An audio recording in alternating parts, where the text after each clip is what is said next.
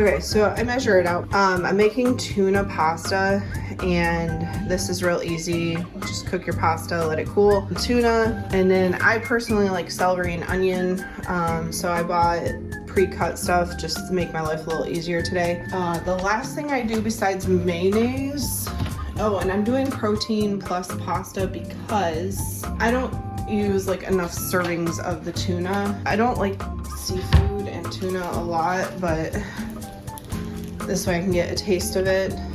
And then you can't see the whole package, but it's this Hidden Valley creamy dill seasoning. You're supposed to make dips out of it. I like putting it in my tuna and chicken salad because it has dill in it. It just tastes really good. So I'm gonna get the pasta cooking and then we'll rejoin once that's draining.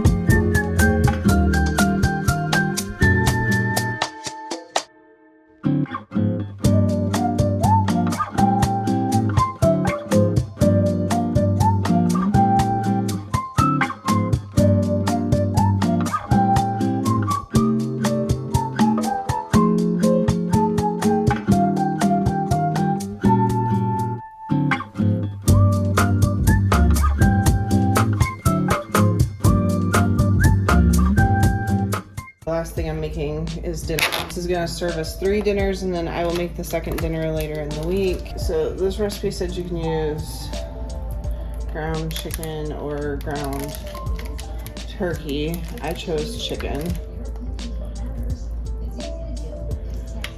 We're gonna cook this and then add more. It's like a 1-pan dinner, so this should be something that comes together pretty quick.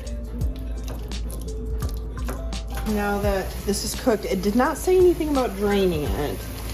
I'm assuming we need that moisture later, so.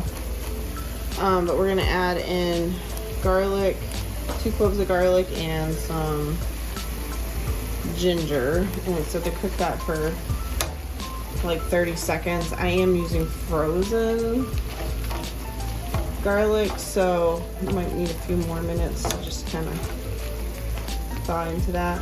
Okay, and then in a few minutes here, I'm going to toss in the coleslaw.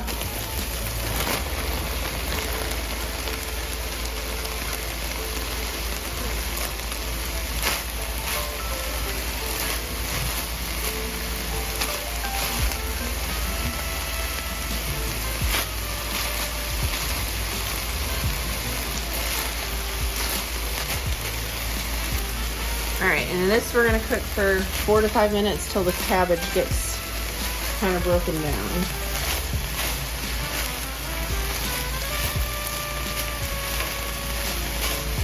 The last step is gonna be to add 2 tablespoons of soy and 1 teaspoon of sesame oil. And we're just gonna toss this around a little bit and then we're pretty much done. Just toss that around a little.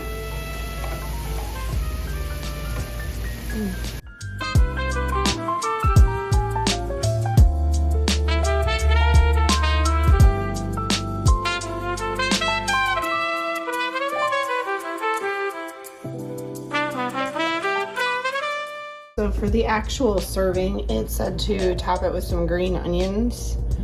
So I have some that I chopped up, and we'll put the rest of this aside for the other 2.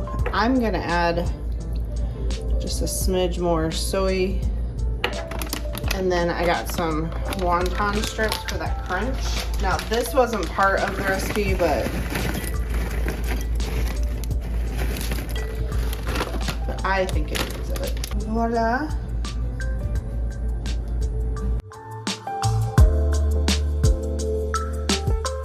Now that we've basically made everything, I just wanted to kind of have a little debrief. Basically, we restocked the cupboard with protein bars. Some weeks I've been doing protein shakes, like the Premier Protein Cafe Latte. And that doubles as my snack and my mid-morning cold coffee.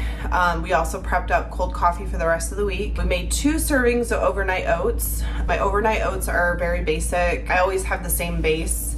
It's like a half a cup of oatmeal, like a tablespoon of chia seeds. I add a little splash of vanilla, maybe 2 tablespoons of maple syrup. That's my sweetener. Lately, because I'm so focused on protein, I'm also adding in like a half a scoop of vanilla protein powder and half of like a single serve Greek vanilla flavored Greek yogurt, and then almond milk to top it off. Then I can throw in whatever toppings. This week I just did some blueberries, and I'll probably throw some cinnamon and sugar on top when I go to eat it. And then for lunch, I always do 1 lunch that'll serve me for the whole week. This week we made the tuna pasta. And then for dinner on Sundays, I always make my first dinner, which was the egg roll in a bowl. I did eat it. It's very good, actually. I was kind of impressed. I will say you definitely want the wonton topping. Even though the recipe didn't call for it, it adds that crunch element like you're used to with an egg roll. And then on Tuesday or Wednesday, I'll make my second dinner usually, which this week is just my tried and true rice, broccoli, chicken sausage, whichever flavor sounds good to me.